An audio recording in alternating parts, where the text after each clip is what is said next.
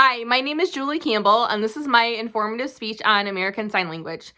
This is my audience, my mom, and my cousin Sis. How many people here know what ASL is? Okay.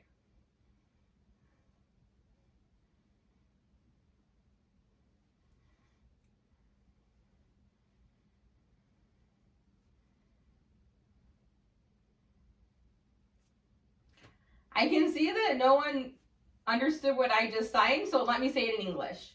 Hi, my name is Julie Campbell. I am hard of hearing, and I use American Sign Language to communicate with my deaf and hard of hearing friends. Today, I'm going to tell you about the origins of ASL, how the language is different from English, and the future of the language. First, let's take a look at the origins of ASL.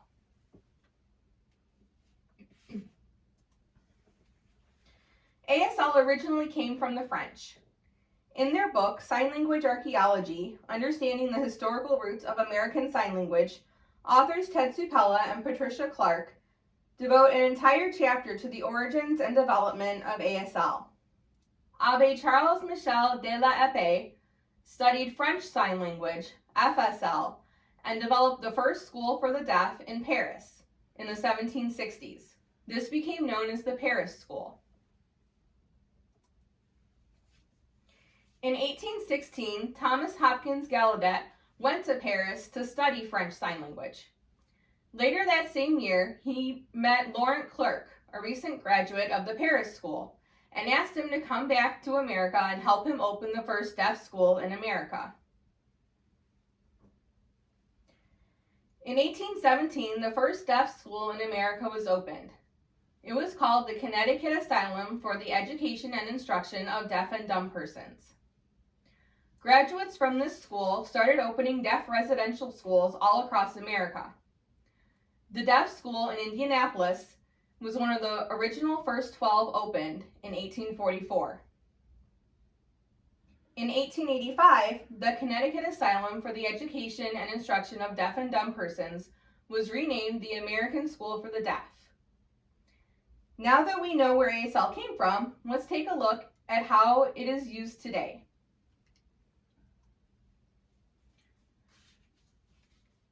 Today, American Sign Language is used by both deaf and hard of hearing people to communicate. Being deaf or hard of hearing is considered a disability. Deaf and hard of hearing people are protected under the Americans with Disabilities Act, or the ADA. The ADA ensures that deaf and hard of hearing people have access to communication in a variety of settings, including interpreters, closed captions, and video relay. According to the ADA website, ada.gov, the ADA is frequently being updated to give people with disabilities access to popular activities like going to see movies and plays. ASL is also culturally different from English. In English, words are spoken. In American Sign Language, concepts are signed, not words. In English, the sentence structure is subject, verb, object. In ASL, it is time, topic, comment. Additionally, to figure out what sentence is being used, you need to look at the signer's face. In the journal Vision Research, Rain G. Bosworth et al. Published an article called Analysis of the Visual Spatiotemporal Properties of American Sign Language. In the article, they analyze hand position, space, and duration of sign. In ASL, we call this tone of sign. In English, we call it tone of voice. Now that we know how ASL is used, let's take a look at the future of the language. The medical community does not promote ASL. In his article, When Deafness is Medicalized, Inside the Culture Clash Over Cochlear Implants, in Pacific Standard Magazine, James McWilliams explores the controversy surrounding cochlear implants and the deaf and medical communities. The medical community wants to cure deafness by giving every deaf baby a cochlear implant.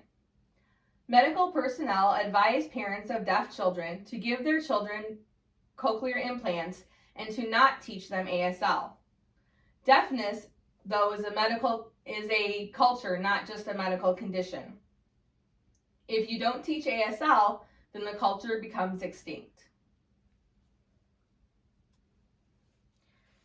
In the past decade, ASL has become the center of attention with TV and Broadway shows, like Switched at Birth, Sign You, and Spring Awakening. Because of these shows, more hearing people have become interested in sign language and are now learning the language.